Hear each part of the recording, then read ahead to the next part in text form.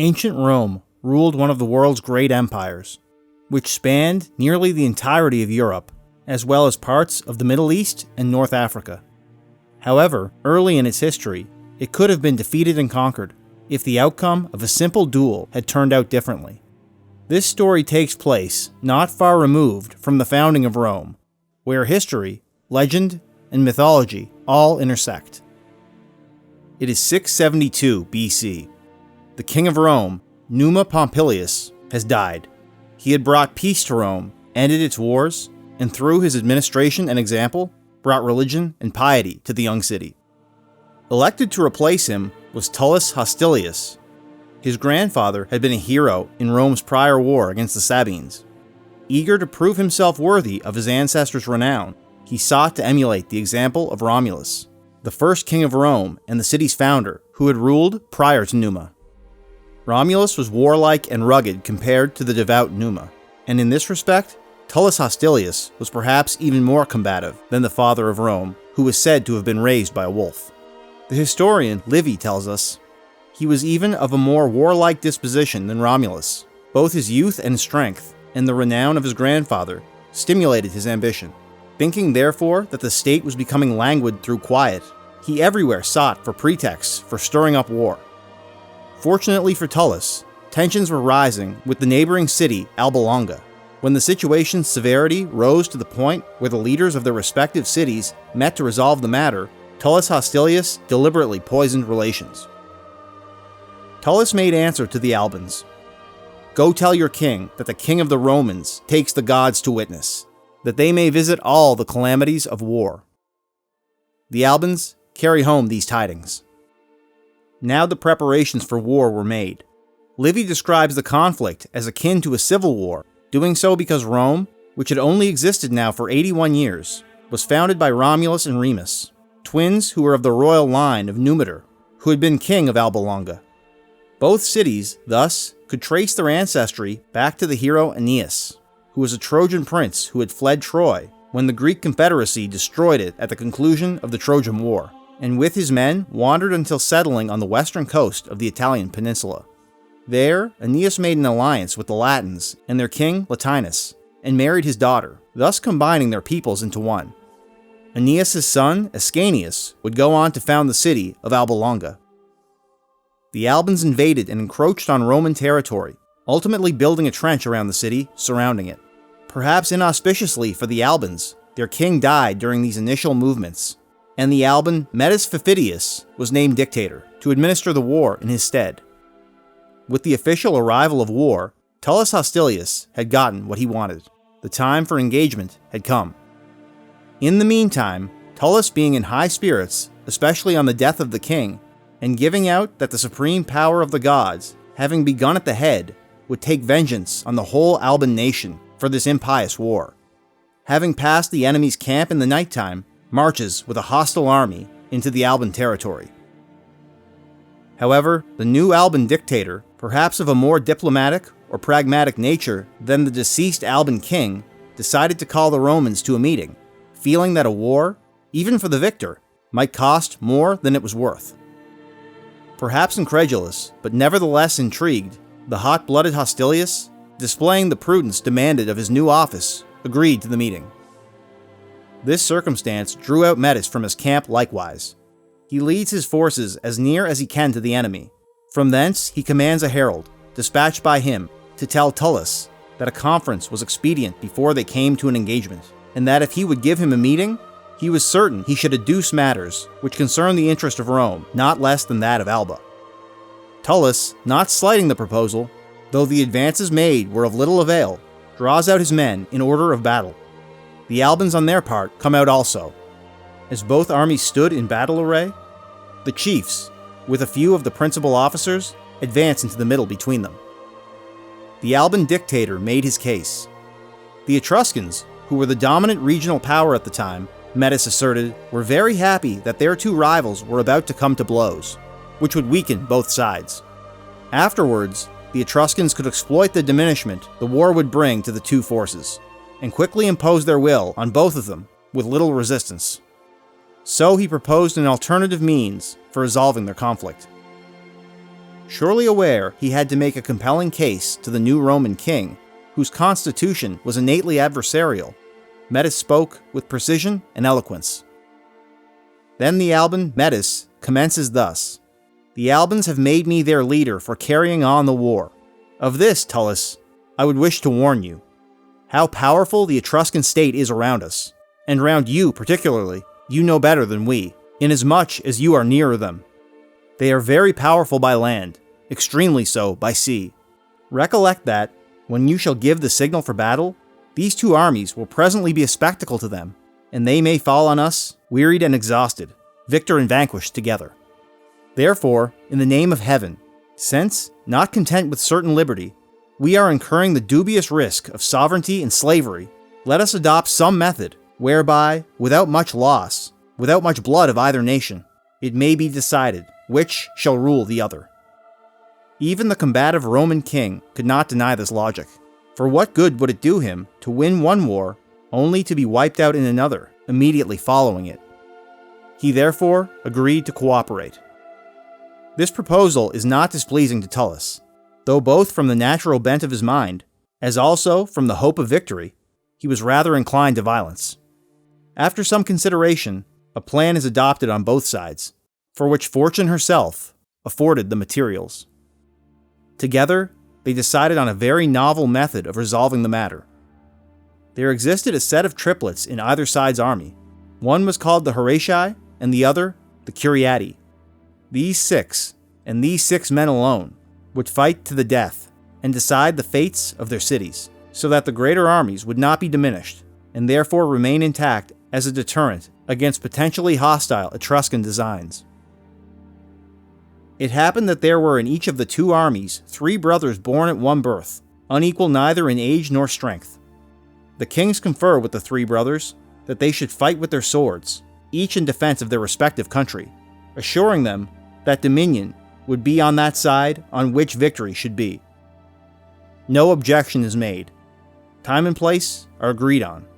Before they engaged, a compact is entered into between the Romans and the Albans on these conditions: that the state whose champions should come off victorious in that combat should rule the other state without further dispute. With the method agreed upon, both sides now signed a treaty which confirmed their consent to the arrangement. With this done, this secular pact was further reinforced by religious consecration, with the lead Roman ambassador, or Pater Patratus, soliciting divine punishment on whatever party might break the agreement. After setting forth the conditions, the Roman Pater Patratus says, "Hear, O Jupiter, hear, O Pater Patratus of the Alban people, and ye, Alban people, hear. As those conditions, from first to last, have been recited openly from those tablets or wax without wicked fraud, and as they have been most correctly understood here this day, from those conditions the Roman people will not be the first to swerve. And on that day do thou, O Jupiter, so strike the Roman people, as I shall here this day strike this swine. And do thou strike them so much the more, as thou art more able and more powerful." When he said this, he struck the swine with a flint stone. The Albans likewise went through their own form and oath, by their own dictator and priests. With these formalities concluded, the champions came forward, with the hopes, dreams, and fears of each city all upon their shoulders. The treaty being concluded, the brothers, as had been agreed, take arms, whilst their respective friends exhortingly reminded each party that their country's gods, their country and parents, all their countrymen, both at home and in the army, had their eyes then fixed on their arms, on their hands. Naturally brave, and animated by the exhortations of their friends, they advance into the midst between the two lines. The two armies sat down before their respective camps, free rather from present danger than from anxiety, for the sovereign power was at stake, depending on the valor and the fortune of so few. Accordingly, therefore, eager and anxious, they have their attention intensely riveted on a spectacle far from pleasing. The battle commenced. The signal is given, and the 3 youths on each side, as if in a battle array, rush to the charge with determined fury, bearing in their breasts the spirits of mighty armies. Nor do the one or the other regard their personal danger, the public dominion or slavery is present to their mind, and the fortune of their country, which was ever after destined to be such as they should now establish it. As soon as their arms clashed on the first encounter, and their burnished swords glittered, great horror strikes the spectators, and, hope inclining to neither side, their voice and breath were suspended. Before long, first blood was drawn. 2 of the Roman brothers were killed. It appeared to be a certainty that Rome would become subservient to Alba Longa. Then, having engaged hand to hand, when not only the movements of their bodies and the rapid brandishings of their arms and weapons, but wounds and also blood were seen, 2 of the Romans fell lifeless, one upon the other, the 3 Albans being wounded. And when the Alban army raised a shout of joy at their fall, hope entirely, anxiety however not yet, deserted the Roman legions, alarmed for the lot of the one whom the 3 Curiati surrounded.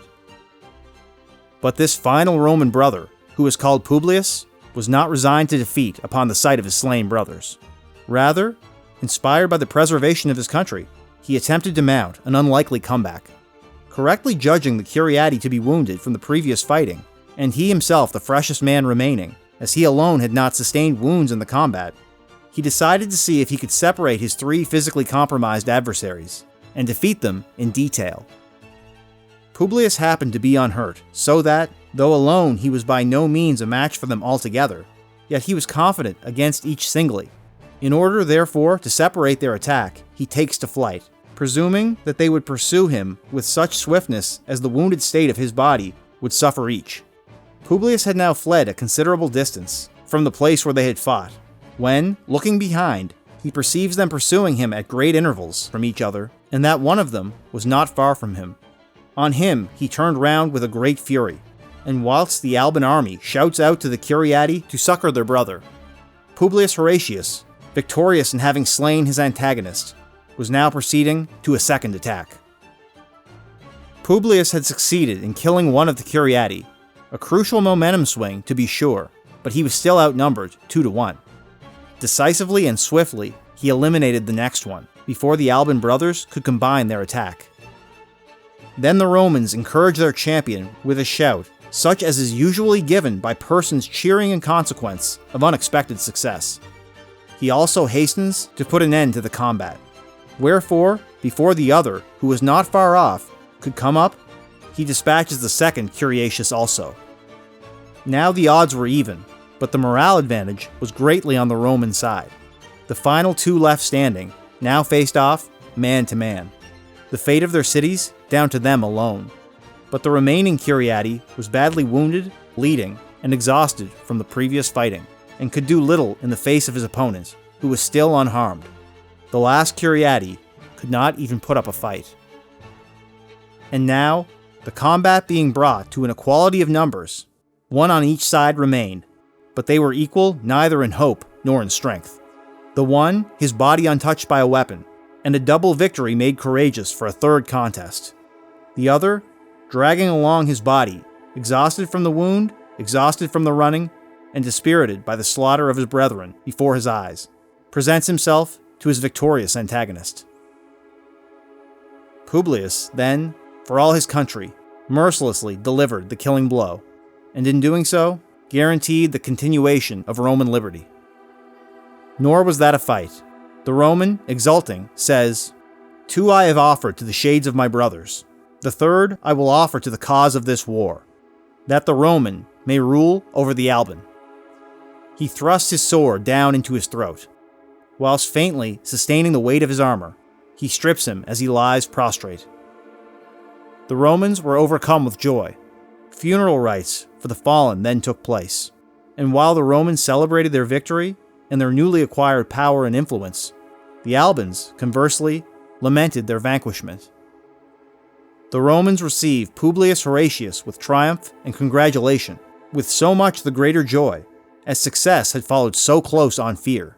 They then turned to the burial of their friends, with dispositions by no means alike. For the one side was elated with the acquisition of empire, the other subjected to foreign jurisdiction. Their sepulchres are still extant in the place where each fell. The 2 Roman ones in a place nearer to Alba, the 3 Alban ones towards Rome. but distant in situation from each other, and just as they fought. Publius, of course, was now the most heroic figure in Rome. However, upon his homecoming, which should have been a glorious event, he was met by perhaps his only detractor in the entire city, his sister, Camilla. She had been engaged to one of the Curiati, and was devastated that her brother had killed the man that she had loved, and proved inconsolable over the tragic matter. After this, both armies returned to their homes. Publius Horatius marched foremost, carrying before him the spoils of the three brothers. His sister, a maiden who had been betrothed to one of the Curiati, met him before the gate Capenna, and, having recognized her lover's military robe, which she herself had wrought, on her brother's shoulders, she tore her hair, and with bitter wailings, called by name on her deceased lover.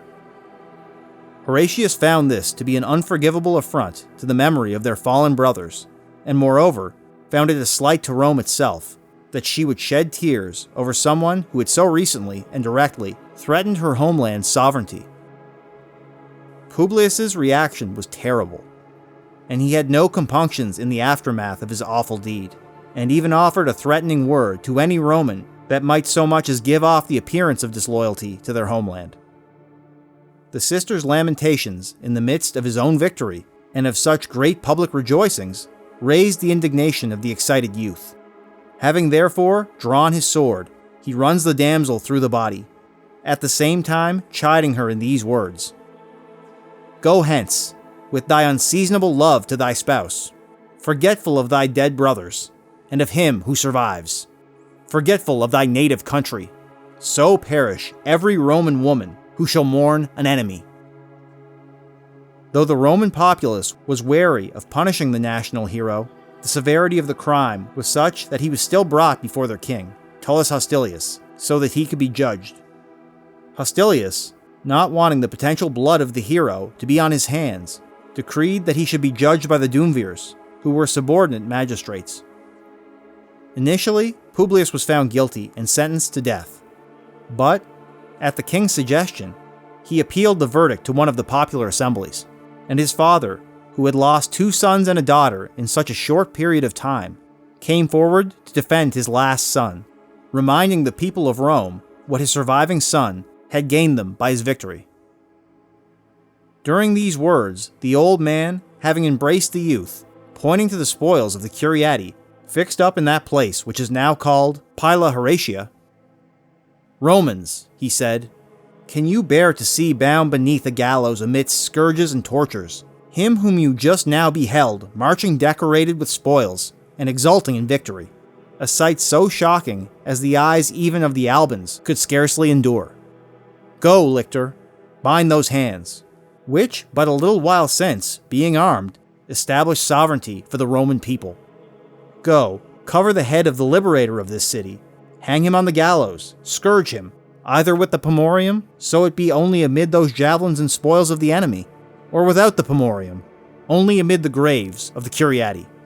For whither can you bring this youth, where his own glories must not redeem him from such ignominy of punishment?" This sentimental advocacy proved efficacious and won the day. Publius Horatius, who had murdered his sister in cold blood, was a free man. The people could not withstand the tears of the father, or the resolution of the son, so undaunted in every danger, and acquitted him more through admiration of his bravery than for the justice of his cause. What punishments Publius did receive were modest. He was merely forced to suffer a minor humiliation. But that so notorious a murder might be atoned for by some expiation, the father was commanded to make satisfaction for the son at the public charge. He, having offered certain expiatory sacrifices, which were ever after continued in the Horatian family, and laid a beam across the street, made his son pass under it, as under a yoke, with his head covered. This remains to this day, and being constantly repaired at the expense of the public, they call it Sororium Tigillum. A tomb of square stone was erected to Horatia in the place where she was stabbed and fell. The action seemed shocking to the fathers and to the people, but his recent services outweighed its guilt. So ends a tale of Roman triumph that culminated in tragedy. The demand for an unambiguous loyalty to the state would repeat itself as a theme throughout Rome's history, perhaps most notably when one of the most famous Roman heroes, Brutus, who had overthrown the last Roman king and founded the Republic, had his sons coldly executed in front of his eyes when their loyalty to the state wavered. But that is a story for another time.